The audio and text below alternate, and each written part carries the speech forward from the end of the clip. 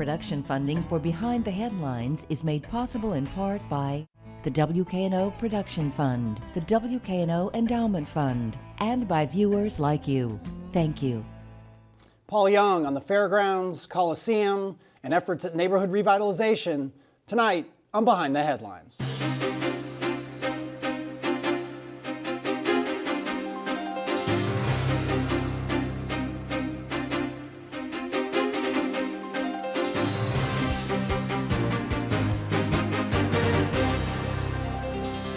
I'm Eric Barnes, publisher of the Memphis Daily News. Thanks for joining us. I am joined tonight by Paul Young, Memphis Housing and Community Development Director. Thanks for being here. Thanks for having me. Along with Bill Dries, senior reporter with the Memphis Daily News. So we've got you on. The Fairgrounds proposal, much discussed, has been rolled out this past week. Right. We'll talk about Fairgrounds, we'll talk about the Coliseum, we'll talk about some of the other big projects. We're also going to spend a bunch of time talking about some of the real neighborhood level and really even house level efforts that housing community development is working on right now. But certainly the headline is the Fairgrounds, $160 million proposal. It's a TDZ, a tourism development zone funded off tax dollars and tourist dollars. Right. is the idea. Why this plan? This plan, there's so many parts to it, it's hard to say the plan. Right. But the centerpiece certainly is the youth sports complex. Let's start there. Why youth sports? So youth sports is a couple of reasons. One, we feel like it's a great thing for this community. It's something that can generate a lot of economic activity. It also provides an opportunity for our local youth to have a facility where you can do various things. As a part of the youth sports facility, we also programmed an indoor track.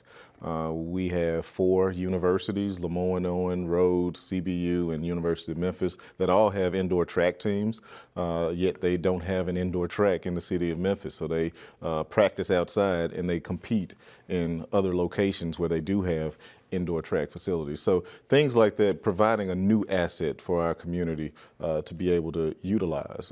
And a lot of this as a tourism effort is youth sports where people play, competitive sports, sometimes very expensive. We talked about it last week on the show. We've talked about it a number of times. So it might be competitive volleyball, competitive basketball, and their travel, what parents maybe know as travel basketball or travel volleyball.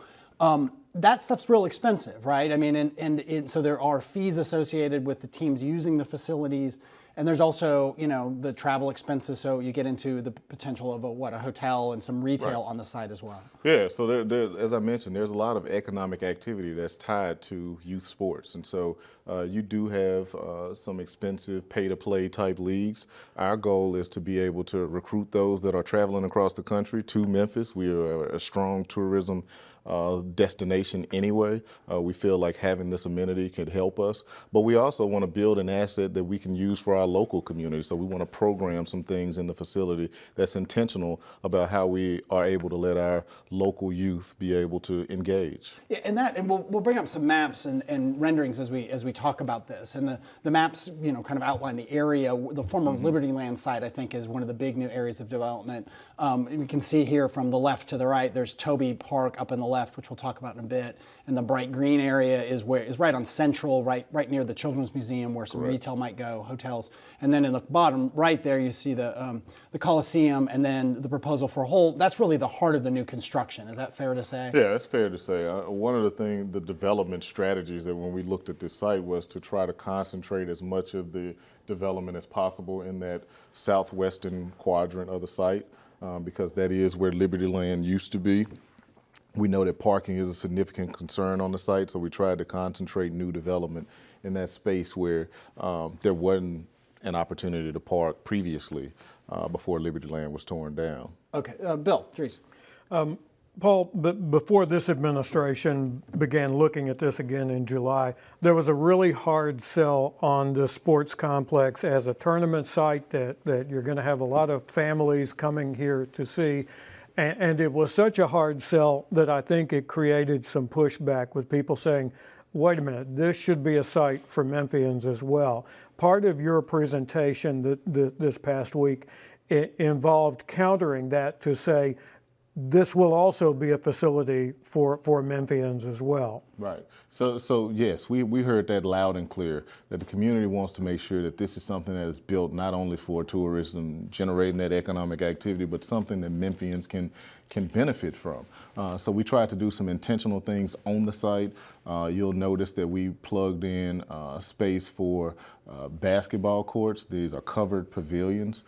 So while they serve as basketball courts, they can also serve as spaces for family picnics.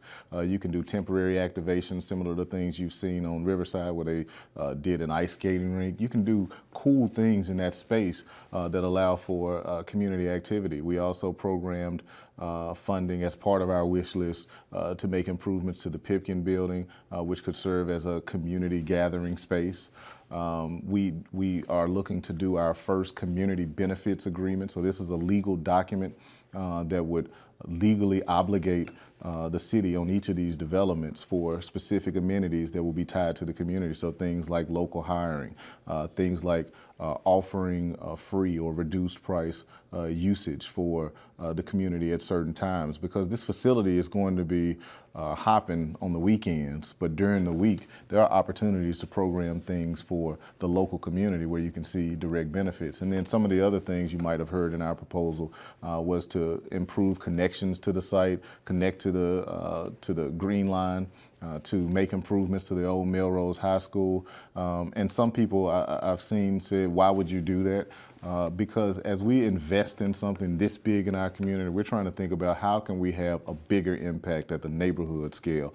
And there's nothing more impactful than taking away a blighted structure that means a lot to the community, but it's sat vacant for 30 years. And if this TDZ can help impact that, we feel like it's the right thing to do to try to tie it in some way. On the space where this complex would go, that is the old Liberty Land site. It's also the space where you had about 2,200 parking spaces that are used during the football games. So how do you deal with that? Because you've got a 500 space parking garage, but that's for really the buildings that you're going to build on the Central Avenue frontage. Yeah. So parking is a significant challenge, and we know that. We are having conversations with the stakeholders that use the space, Fred Jones and his team, the AutoZone Liberty Bowl group, as well as the University of Memphis, and they're all concerned, and we understand those concerns. We're trying to figure out, are there ways we can look at traffic management, because parking is one concern, but the other concern is how do you manage the traffic and the flow of traffic during game days?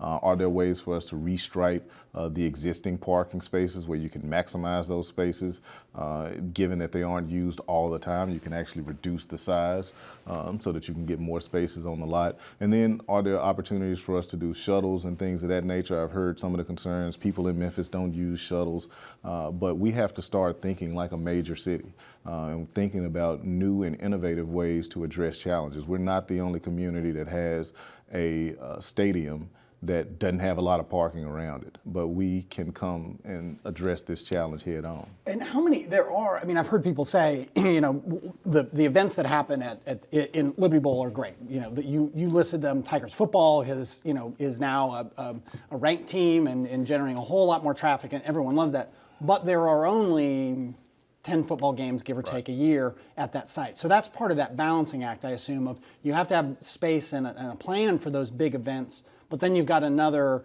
340-something days a year that the space can be kind of completely not used. Yeah, that's absolutely our perspective is, and I don't want to minimize the importance of those events. I mean, when you get 50 to 60,000 people in one space, that's an important thing for our community, and we want that to be able to continue to happen. But we have to figure out ways to maximize this opportunity. It's right here in the middle of our city, and how can we make it bigger and better? And let's go. And sometimes we probably should have opened with this, but there's so many parts of the plan. Let's back up a little bit and talk about what a TDZ is and how this will be funded. So if it's $160 million overall through a tourism development zone proposal, that's a proposal, and you're going to correct me where I get this wrong. It goes to the state for approval and basically says the sales tax dollars in a given area that normally would go to the state and stay at the state come back to the local community. And they've been used all over the state. And I was really struck in the presentation. I didn't realize not just the big ticket items like Bass Pro or the Nashville Convention Center, but convention centers of really large convention centers in Pigeon Forge, Tennessee, Chattanooga, and other places. These have been used for hundreds of millions of dollars in investment in other areas of the state.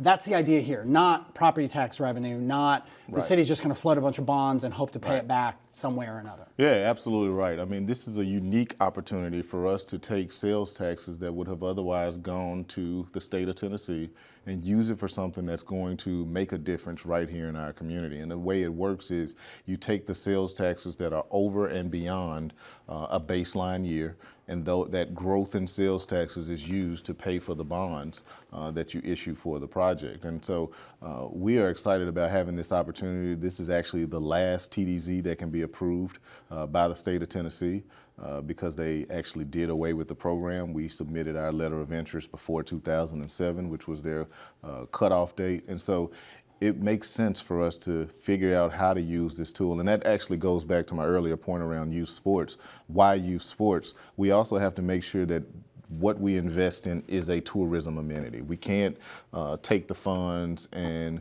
build something that the state would deem to be a local government responsibility. So if we just want to build a park, we wouldn't be able to use the TDZ to build a park. Two things, and I'll go back to Bill, but just again so people get grounded in this. The overall area of the TDZ is kind of a sprawling area. It reaches all the way up to Crosstown, reaches then down into Orange Mound and other neighborhoods. Why that shape? And it's 2.97 square miles, which is important also. So why does it reach those areas it reaches, and why 2.97 miles? So the state law says that it must be, the maximum amount is 3 miles. So we did as big as we could possibly get.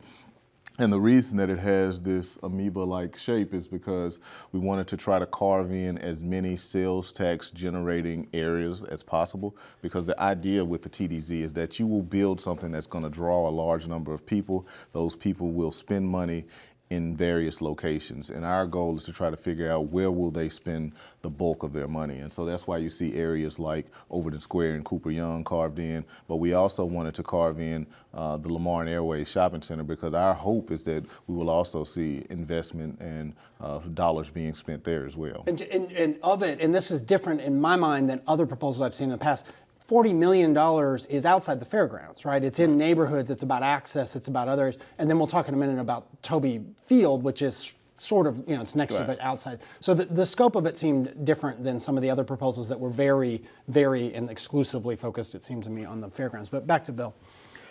In the money for the Liberty Bowl improvements, Councilmember Frank Colvett has talked in particular about maybe improving the load-in access to the Liberty Bowl. Is any of that included in those improvements? No, so the improvements that we outlined right now, they're still pretty broad. We're looking at press boxes and media boxes and things of that nature. And I think it's important that, some people scoffed at investment at the Liberty Bowl, but that's also a tourism amenity. Back when I think it was Arkansas and Texas A&M may have played, I can't remember exactly which teams played, but a couple of years ago when they had the Liberty Bowl, that was one of the highest grossing Liberty Bowl games we've ever had in this city, and the economic impact rippled all across the town. We want to make sure that we invest in a stadium where we can still continue to bring that type of economic activity to this community. For the Coliseum decision, let's get into that. Right. The Coliseum Coalition had a plan saying make this part of the sports tournament complex. That didn't pencil out. Right. I mean, we certainly looked at it. I mean, that was initially the way that I thought it could work. I thought that it could work if we planned it as a part of that facility. But when you start looking at the actual costs and what it took to renovate the building, and whether it's $25 million or $40 million, the youth sports does not bring enough events to that structure to operate it in a manner where it would not have a deficit on an annual basis. Just for comparison's sake, the Lander Center operates at about a $3.5 million deficit annually. And they feel that with taxes that they assess in their community. Property taxes? It's a sales tax. Sales tax, okay. But we don't have that luxury. We don't have a luxury of having that tax that can manage the operating side. TDZ funds can't be used for operational expenses. And so when people hear these dollar amounts, they have this image that we are looking to pull the wool over their eyes, but we are exploring every way possible. I think that for the Coliseum, we need to explore, are there options for other adaptive reuses other than an arena? Yeah, and to clarify, you all are putting a couple things. Just to clarify, you all are putting $500,000, give or take, in to mothball it, make sure it's not leaking, so that you can continue a conversation down the road. We have some renderings, and we have to, renderings are just ideas, but of what the youth sports complex could look like. And one of the things that the point you've made, Kevin Kane has made this point when he's been on the show, the head of the CVB, that in the Coliseum for youth sports you could fit 3 or 4 basketball courts, something like that. These facilities have sometimes 15, 20 basketball courts. 8 to 12 basketball courts, double the size in volleyball courts. That's what I mean, and there are countless other ways to use the space. There's 150,000 square feet of column-free space, so it's much more flexible.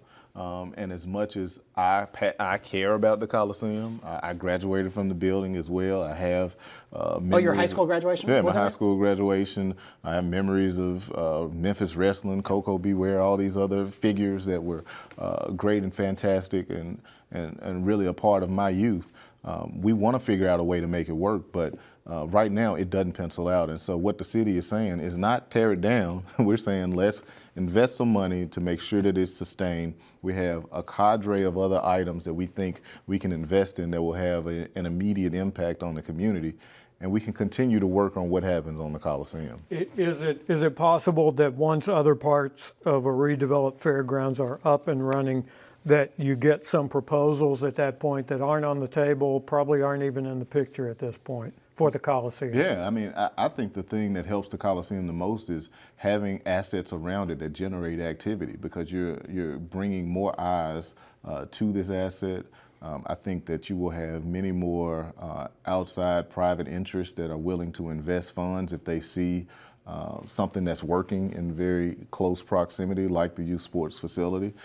So I think that we just need to be patient as a community and try to work to come to a solution on it. Let's go to 2 other main parts of the plan, because there is so much more going on in your office that we're going to try to get to here. But just sticking with the plan for 2 more parts. And people can go to, what's the website? MemphisFairgrounds.com. And they can make comments, is that correct? They can make comments, they can see all of the information, everything that we discover. We're trying to put it out online. We're trying to make this process as transparent as possible. Okay, so let's talk a little bit about the retail. I mean, back in the day, people may remember your predecessor, Robert Lipscomb, back in the Wharton administration, maybe even before that, plans for huge retail space. This is a slimmed down idea along Central in the green area that people can see. That's right next to the Children's Museum. What's the concept there?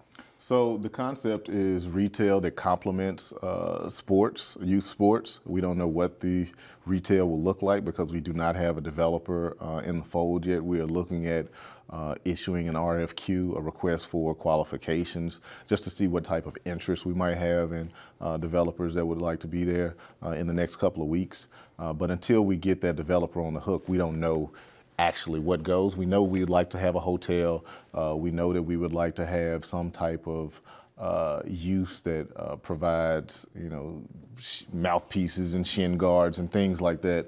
And then also restaurants for people traveling, whether they're coming to the Liberty Bowl or they're coming to the Right, but we also want to be careful that it's not competing, direct competition with Overton Square and Cooper Young and these other areas that already have very well-established restaurants and things of that nature. And also in that area, there's a proposal for a new, so many points to make, but a new gym for Maxine Smith STEAM Academy. Is that correct? And potentially a little more classroom space. Right. So the idea was to relocate the gym and try to utilize some of that that frontage along Central for commercial use. One of the things that when we met with some of the school administrations, representatives, one of the things that they talked about was the fact that you have a 600-person waiting list at Maxine Smith, and there's actually 2 schools that are located in that building, Maxine Smith, which is a junior high school, and Middle College, which is a high school. And so being able to expand capacity was something that they wanted to be able to do, and so we felt like if we build a commercial structure, there may be opportunities to do something on the upper floors that complements the schools. And then the last, not really last, but the last piece we'll focus on today is Toby Field, which is just across the way. Talk about what is proposed there. So the proposal there is to improve the existing fields, to relocate the dog park and make way for a BMX bike facility that would be at a competition grade. I know that we have one at Shelby Farms that's being utilized more for recreational use. I think they do have some small competitions there. Part of the thinking there was, is there a way to add another amenity that wouldn't be too expensive, but could also draw tourism? And so as we met with some of our consultants on that issue, those that come from BMX skating, biking competitions tend to have longer stays. Last couple of points on this. For all these, you mentioned private developers on the retail side, but with the youth sports complex, I assume with BMX, this is not, Paul Young and Mayor Strickland running these facilities. There are contract entities that are in charge. That's the idea, and that's what it's done in other cities. Absolutely. We would definitely have outside support. We're working closely with our parks division. They're probably going to have a much stronger say because these are park lands, although housing and community development has kind of been coordinating the development side. I think we'll lend to their expertise on how we move forward with management agreements and things of that nature. And the last thing on that is, and people maybe couldn't see it on the map, but the Green Line would be extended, the idea, so that the Green Line would reach all the way into the fairgrounds. Right, so it'll be extended down Flicker Street, and so we want to pull that into the fairgrounds. We'll shift gears from the biggest of projects, and we'll skip over some of the things that you're also involved in, like the Pinch in South City and the Convention Center, because I think we'll just get you back another time to talk about those things. Glad to. But after you were on the show last time, you mentioned to me some of these real neighborhood level and almost house by house level programs that HCD is also involved in. Right. That it's not just doing these big mega projects; it's actually neighborhood by neighborhood, house by house.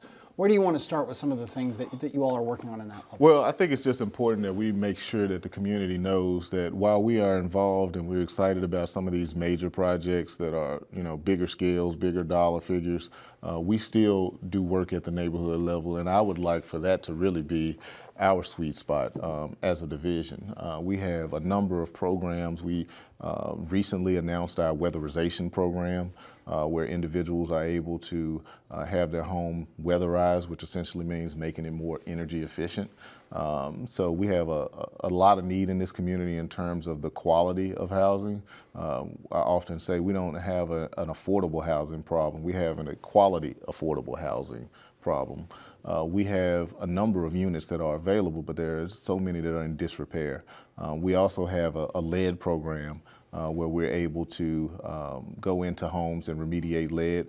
It's part of a broader focus for us where we want to focus on health and housing. And we have some photos of where you all have improved some houses just before and after. Some of the work that you're describing. Before and after pictures, and part of what we want to do is mitigate those impacts. We want to see kids healthier. We have a collaborative partnership with the health department, with La Bonner, with University of Memphis. There's a number of different stakeholders that are all putting our minds around how can we have a bigger impact, not just on that one unit, but at a systems level. How can we improve asthma rates? How can we improve lead poisoning? All of these things matter, and it's because of our places and where people live, and how can we touch those units? And so we're trying to think holistically about how we do that. One of the efforts in this vein, Paul, is Mason Village, which is under construction as we speak. It's a project with the Church of God in Christ with Mason Temple just down the block from where these homes are being built. Talk about that a little bit, because it's built on where Crump Fowler Homes was, the public housing development was at one time, but it's a really different approach than just build as many units as you can and cram people in there. Yeah, so it's a 77-unit development. We're really excited about the partnership with Church of God in Christ and John Stanley, who's serving as the developer, that John Stanley company. We want to think about how can we bring quality, affordable housing to our community. You know that this is in very close proximity to South City, so we hope that as we replace units at Foot Homes, that we'll also have new units coming online over there as well. And so we want to see that type of new development ripple into the side south of Lamar, which is where this is, and deeper into South Memphis. And this is rental property that is scaled for families. Exactly. These are not small units, cram everything that you can Right. into it, and that's what you've got. Right. I think the bulk of them are actually 3-bedroom units. I don't have the unit mix in front of me, but it's intended for large families. We want people to occupy our core. That's part of the mayor's strategy, is to revitalize the core, find ways to grow our population inside the city of Memphis core, and then we feel like that will ripple out into the other areas across the community. South City is the big redevelopment of the housing project, to the south of FedEx Forum that we've talked about with you on the show, and Right. has been the last of the big ones. But the rendering we had up there, and I should point out that that was a rendering. Also, Calvary Creek, is that a similar sort of thing? Calvary Creek is different. It's 61 units, single-family units that's being developed in the Raleigh area. By the time this airs, we will have had a ribbon cutting, and we're really excited about bringing some quality, affordable housing in partnership with NHL. And how much of this is local money versus federal money, with not enough time to answer that question? The bulk of it is federal money, federal funds that come through our division to support these types of projects, but some of it is local. We use CIP funds for Mason Village. I think that is all the time we have. You have a lot going on. Obviously, there were some other things like South City and the pinch and so on that we're going to get to. We got a lot going. But we'll get you back. I appreciate you being here. Thank you, Bill. And thank you all for joining us. Join us again next week.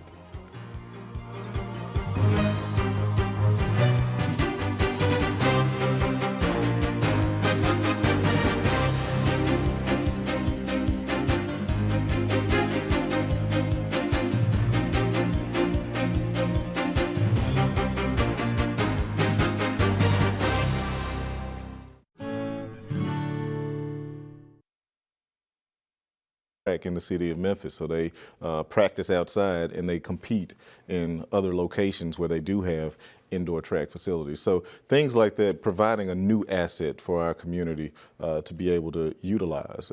And a lot of this, as a tourism effort, is youth sports where people play, competitive sports, sometimes very expensive. We talked about it last week on the show. We've talked about it a number of times. So it might be competitive volleyball, competitive basketball, and their travel, what parents maybe know as travel basketball or travel volleyball. Right. That stuff's real expensive, right? I mean, and so there are fees associated with the teams using the facilities, and there's also, the travel expenses. Production funding for Behind the Headlines is made possible in part by the WKNO Production Fund, the WKNO Endowment Fund, and by viewers like you. Thank you. Paul Young on the Fairgrounds, Coliseum, and efforts at neighborhood revitalization. Tonight on Behind the Headlines.